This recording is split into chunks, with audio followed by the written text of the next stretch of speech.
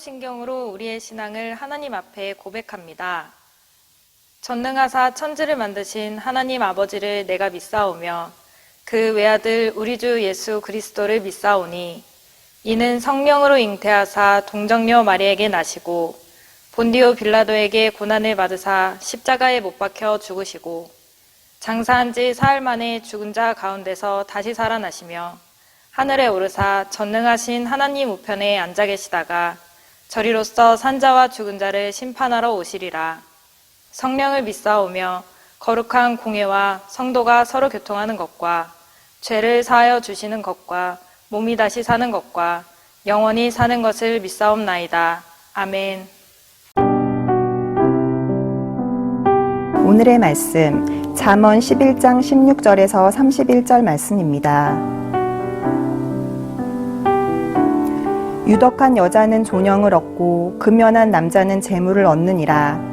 인자한 자는 자기의 영혼을 이롭게 하고 잔인한 자는 자기의 몸을 해롭게 하느니라. 악인의 삭은 허무하되 공의를 뿌린 자의 상은 확실하니라. 공의를 굳게 지키는 자는 생명에 이르고 악을 따르는 자는 사망에 이르느니라. 마음이 굽은 자는 여호와께 미움을 받아도 행위가 온전한 자는 그의 기뻐하심을 받느니라. 악인은 피차 손을 잡을지라도 벌을 면하지 못할 것이나 의인의 자손은 구원을 얻으리라. 아름다운 여인이 삼가지 아니하는 것은 마치 돼지 코의 금고리 같으니라. 의인의 소원은 오직 선하나 악인의 소망은 진노를 이루느니라. 흩어 구제하여도 더욱 부하게 되는 일이 있나니 과도히 아껴도 가난하게 될 뿐이니라. 구제를 좋아하는 자는 풍족하여질 것이요 남을 윤택하게 하는 자는 자기도 윤택하여지리라. 곡식을 내놓지 아니하는 자는 백성에게 저주를 받을 것이나 파는 자는 그의 머리에 복이 임하리라. 선을 간절히 구하는 자는 은총을 얻으려니와 악을 더듬어 찾는 자에게는 악이 임하리라. 자기의 재물을 의지하는 자는 패망하려니와 의인은 푸른 잎사귀 같아서 번성하리라. 자기 집을 해롭게 하는 자의 소득은 바람이라. 미련한 자는 마음이 지혜로운 자의 종이 되리라. 의인의 열매는 생명나무라. 지혜로운 자는 사람을 얻느니라. 보라, 의인이라도 이 세상에서 보응을 받겠거든 하물며 악인과 죄인이리요. 잠언 말씀을 잘 살펴보면 의인과 악인을 다른 언어로 표현하는 것을 볼 수가 있습니다. 예를 들어 의인을 어떤 구절은 성실한 자, 또 어떤 구절은 지혜로운 자 등으로 표현하고 악인은 미련한 자, 어리석은 자, 게으른 자 등으로 표현할 때가 있습니다. 오늘 말씀에서는 의인과 악인을 어떻게 표현하는지, 또 의인과 악인의 결말은 어떤 차이가 있는지 함께 살펴보기를 원합니다. 오늘 본문 16절입니다. 유덕한 여자는 존영을 얻고 근면한 남자는 재물을 얻느니라. 이 구절을 원어의 문자적으로 해석을 하면 이렇습니다. 친절한 여자는 영광을 붙들지만 폭력적인 남자는 재물을 붙잡는다. 뜻이 이렇습니다. 근면한 남자들이라는 구절에서 근면한이라는 이 단어는 원어로 아리츠라는 단어입니다. 근데 이 단어의 정확한 뜻이 두려움을 주는, 공포감을 주는 이러한 뜻이 있습니다.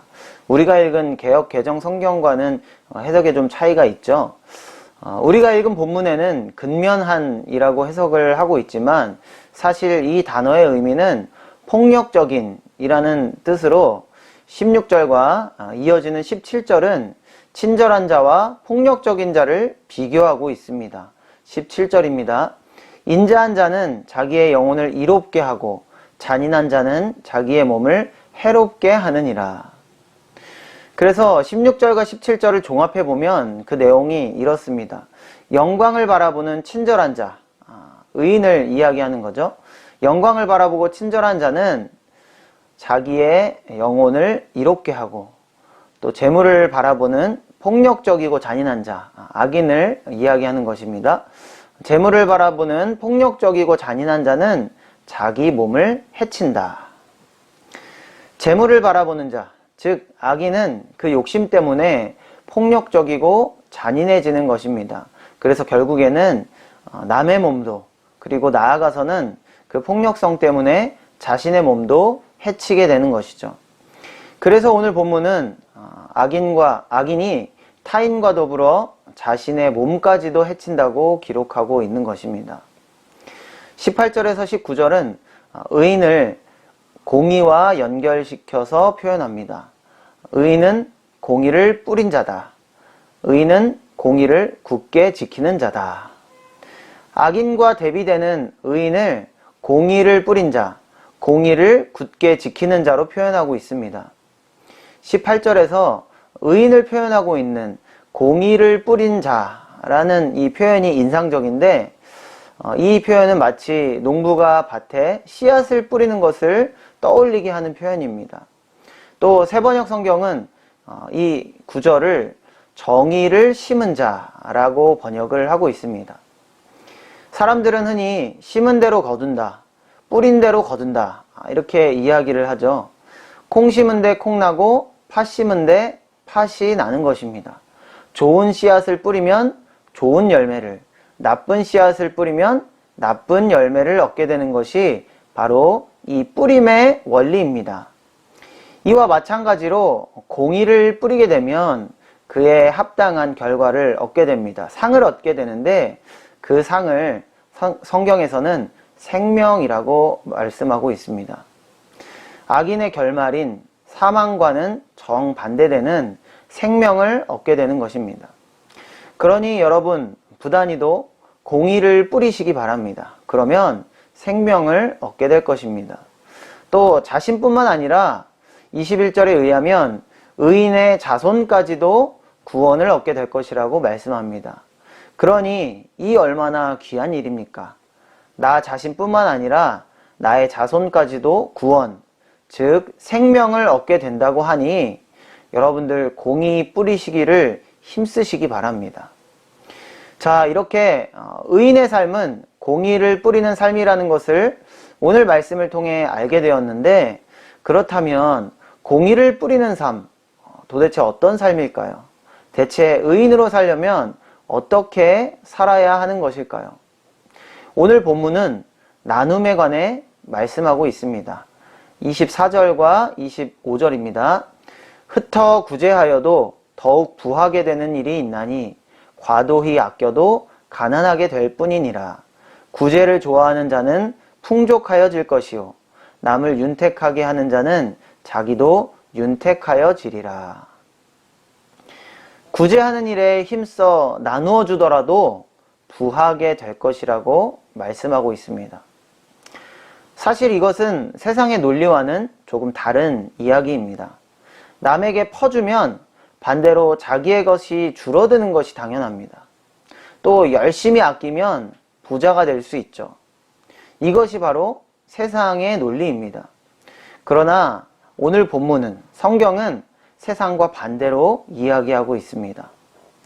24절에 과도히 아껴도 라는 이 구절은 문자적으로 해석을 하면 올바름을 가로막다 라는 뜻입니다.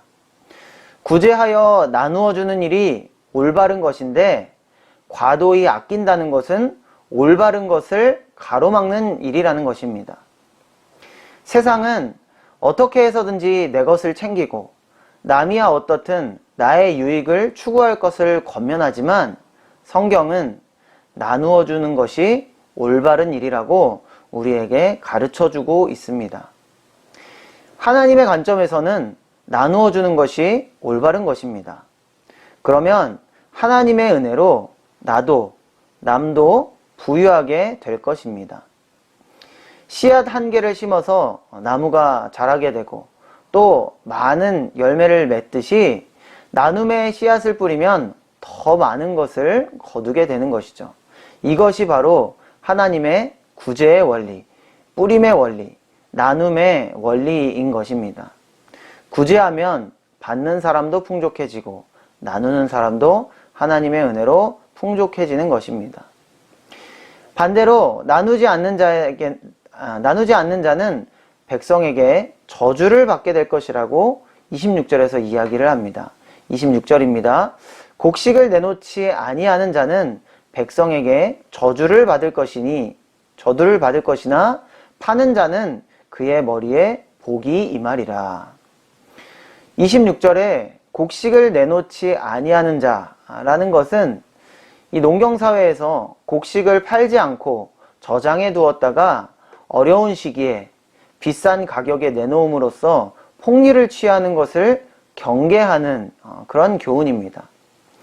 세상의 시선으로 보았을 때 적절한 때에 물건을 팔아 이익을 보는 이 일이 좋은 평가를 받을 수 있을 것입니다. 하지만 성경은, 하나님은 그것을 좋게 보지 않으십니다. 복된 사람은 너무 많은 것을 추구하는 자가 아니라 남의 필요를 채우는 사람입니다. 큰 이득을 포기하고서라도 필요한 자에게 내 곡식 창고에 저장된 곡식을 나누어 주라, 팔아라 라고 하나님은 우리에게 말씀하고 계신 것입니다. 그것이 바로 공의의 뿌림, 의인의 나눔과 구제인 것입니다. 그러한 공의의 뿌림, 즉 과도한 이득이 아닌 필요한 자에게 나누는 구제를 실천하는 의인에게 30절에 생명나무라는 열매를 얻게 된다고 성경은 기록하고 있습니다. 이것이 바로 오늘 말씀의 핵심입니다. 여러분들 혹시 나누는 일에 주저하고 계시지는 않습니까? 나만의 이득을 위해 최선을 다하고 계시지는 않으십니까? 오늘 말씀을 통해 도전받으시기를 바랍니다. 의인의 삶은 공의를 뿌리는 삶입니다. 그리고 오늘 본문은 그 공의를 나눔이라고 말씀하고 있습니다. 나누고 뿌리면 잃게 되고 부족하게 되는 것이 아니라 오히려 더 큰 축복과 은혜를 맛보게 될 줄로 믿습니다. 그러한 의인의 뿌리는 삶의 열매로 생명을 얻으시고 하나님 앞에 칭찬받으시는 저와 여러분의 삶이 되시기를 주님의 이름으로 축원합니다. 기도하시겠습니다. 하나님 감사합니다. 오늘 말씀을 통해 의인의 삶을 배웁니다. 의인의 삶은 공의를 뿌리는 삶입니다. 공의를 뿌리는 삶은 나누는 삶입니다. 오늘 이것을 말씀을 통해 배우게 되었습니다. 하나님, 내 자신의 이익만을 위해서 남이야 어떻든지 내 이익을 위해서 최선을 다하고 수단과 방법을 가리지 않는 그러한 삶이 아니라 의인의 삶으로서 남의 필요를 채워주고 나누고 뿌릴 줄 아는 귀한 하나님의 사람이 될 수 있도록 우리를 붙잡아 주시고 인도하여 주시옵소서. 그래서 하나님이 주시는 놀라운 축복과 은혜를, 또 하나님이 주시는 귀한 생명을 열매로 얻는 우리 모두의 삶이 될 수 있도록 주여 붙들어 주시옵소서. 감사드리며 예수님의 이름으로 기도드립니다. 아멘. 주님이 가르쳐 주신 기도로 예배를 마칩니다. 하늘에 계신 우리 아버지여, 이름이 거룩히 여김을 받으시오며 나라가 임하시오며 뜻이 하늘에서 이루어진 것 같이 땅에서도 이루어지이다. 오늘 우리에게 일용할 양식을 주시옵고 우리가 우리에게 죄 지은 자를 사하여 준 것 같이 우리 죄를 사하여 주시옵고 우리를 시험에 들게 하지 마시옵고 다만 악에서 구하시옵소서. 나라와 권세와 영광이 아버지께 영원히 있사옵나이다. 아멘.